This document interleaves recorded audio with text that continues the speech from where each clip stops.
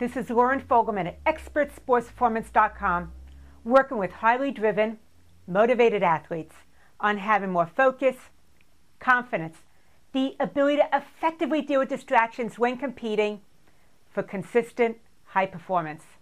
Today's topic is one strategy athletes use to break through blocks and fears. Now, there's a lot of similarities between blocks and fears, and there's one big difference, which I'll get to in a moment. And then after that, we're going to go into the solutions. Let's get started with the similarities between blocks and fears, though. First off, it's a mindset issue. It has to do with how you see something, the way that you're leading into it, that really determines whether it's something causing resistance or it's something that you feel you can rise up to and overcome.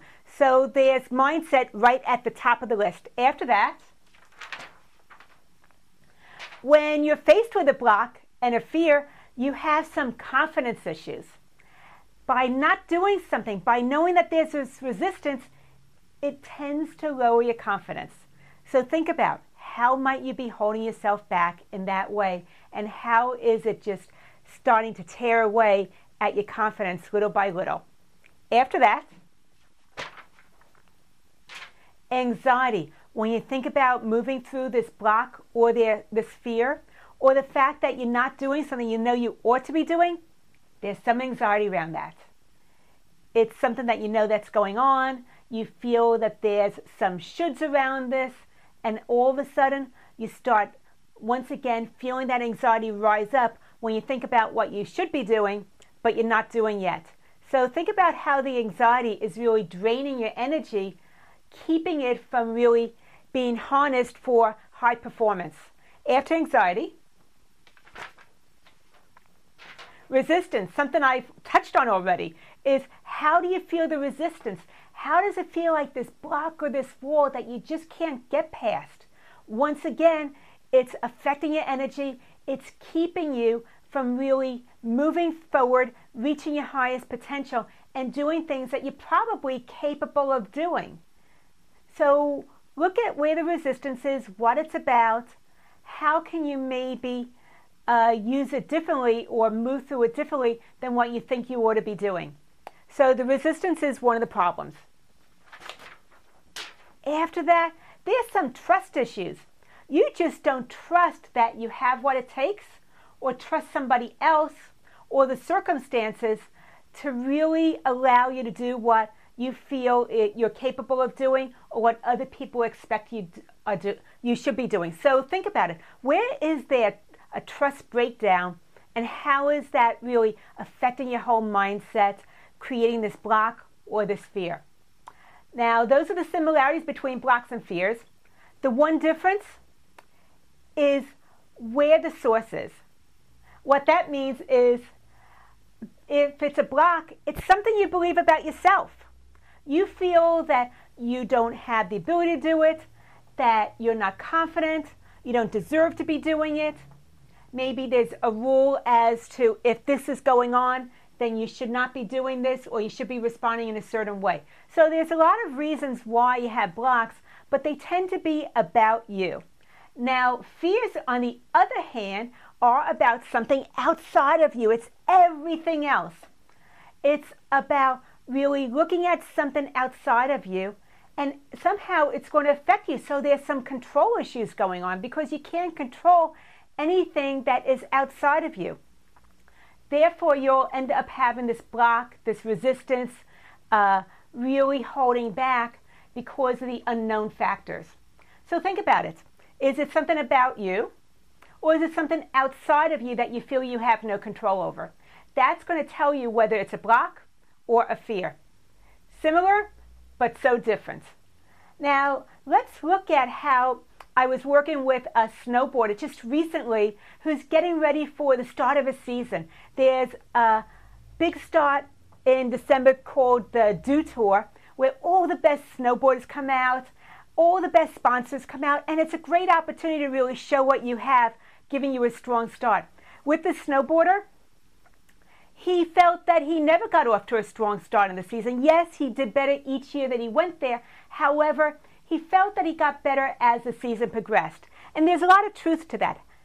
What I wanted to look at, though, is what were the barriers that were keeping him from really having his A game when he had the opportunity to really be in front of all these amazing people, sponsors and other boarders, to really show up and do his best.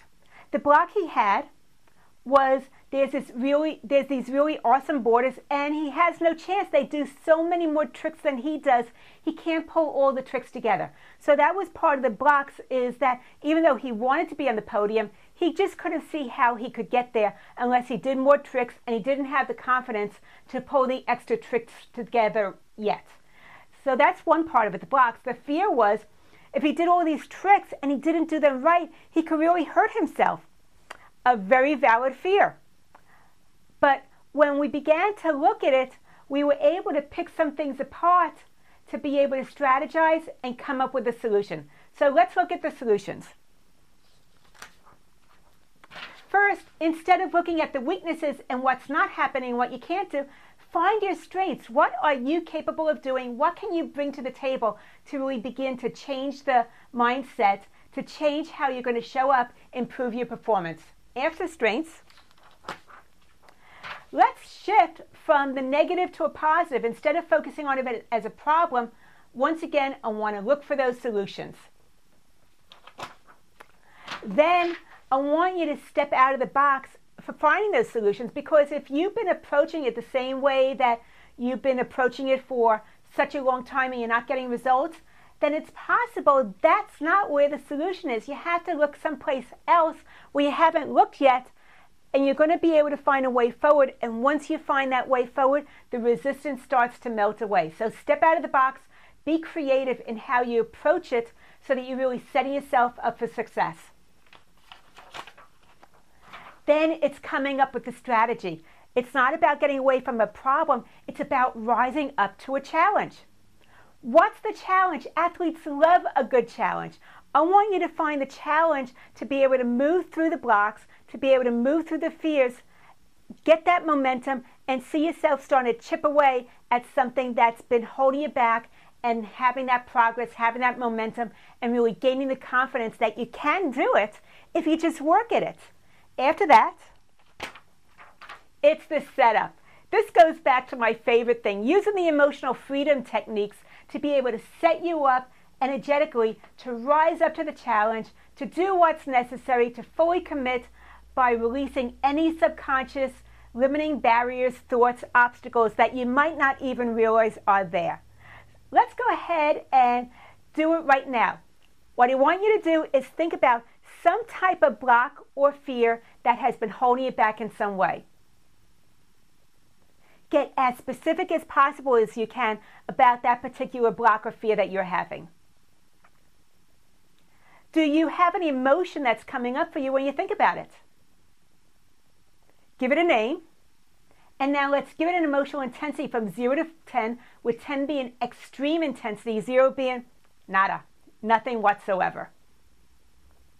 Do you feel that in your body anywhere, that emotional intensity and that emotion? If so, what does it feel like? Where is it? Great. Now let's get going with doing the EFT. Just follow along. It's just about shifting your energy around something so that we can release the negative and have you move forward, taking the steps necessary towards success. Go ahead and just follow me with your fingers tapping on the side of your hand, doesn't matter which hand, about the same pressure as if you were tapping your fingers on a tabletop. And once again, repeat after me. Even though I have this fear, it just doesn't feel safe to me. I can feel the resistance anytime I think about it. I'm holding myself back. I just don't believe that I can do this. I deeply love and accept all parts of myself.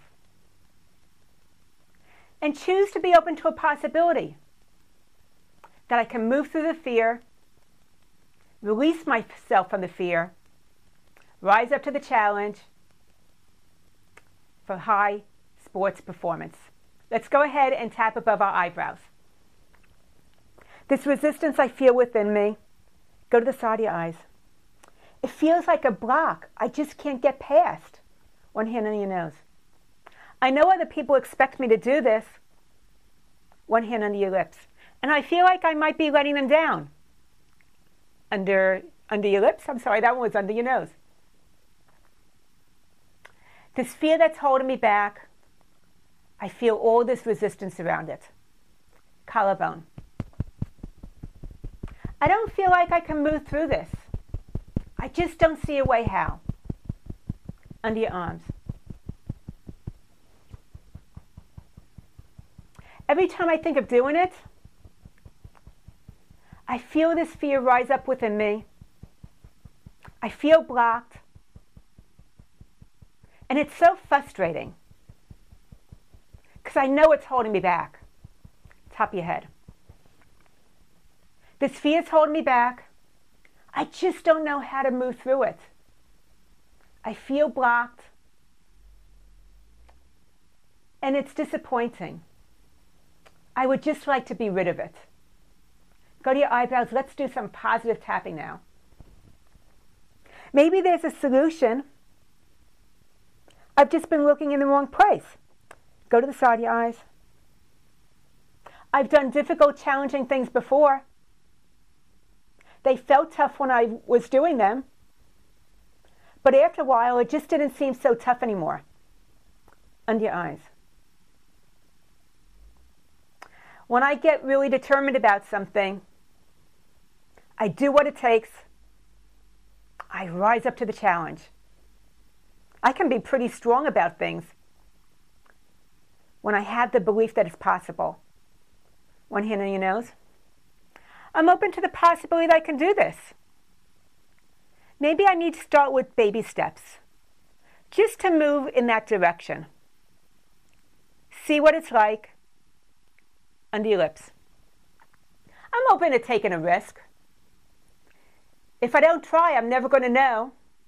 But if I try, I might be able to break past the fear. Collarbone. I've done hard things before, and now those things that once felt hard seem easy. There's an opportunity for me now to push myself, challenge myself, and see a different outcome. Under your arms. I bet there's a way forward. I'm going to be looking for the solutions, see what comes to me, maybe talk to some people, find out how they would approach it. I'm positive there's something that I can do to break through this fear. Top of your head. I'm so excited about what's possible. Rising up to the challenge, overcoming it, and freeing myself of the resistance. That's pretty cool. All that blocked energy about the fear, I can use it to improve my performance. I love the thought of that. That is going to give me an edge, and it's going to be a game changer. Go ahead and stop tapping. Take a deep breath in. Check in with yourself. When you think about that fear now, any change in the emotional intensity around it? Did it go up? Did it go down? And how about where you felt in your body? Any change in that whatsoever? I see any change as a good one, whether it goes up or goes down. If you're not at a 0 yet, go through another round of tapping with me, getting even more specific. I know you can break through this fear. You can move forward. You have the possibility. So here's my challenge for you. Go through the solution steps, one by one. Really look at what's going on, how to break it down, where you have control, where you can develop trust, tapping on the resistance, and seeing yourself move forward. Vision yourself as a success. The success steps are already here given to you. Go ahead and post a comment. I'd love to hear what you took away from this training. If you're interested in my free special report, 7 Mistakes Even the Best Athletes Make, go to my website, expertsportsperformance.com. Immediately, you'll get that free download. My goal is to teach athletes how to stay cool in the heat of the moment. I look forward to hearing from you. Go ahead and post a comment. Lauren Fogelman, ExpertSportsPerformance.com.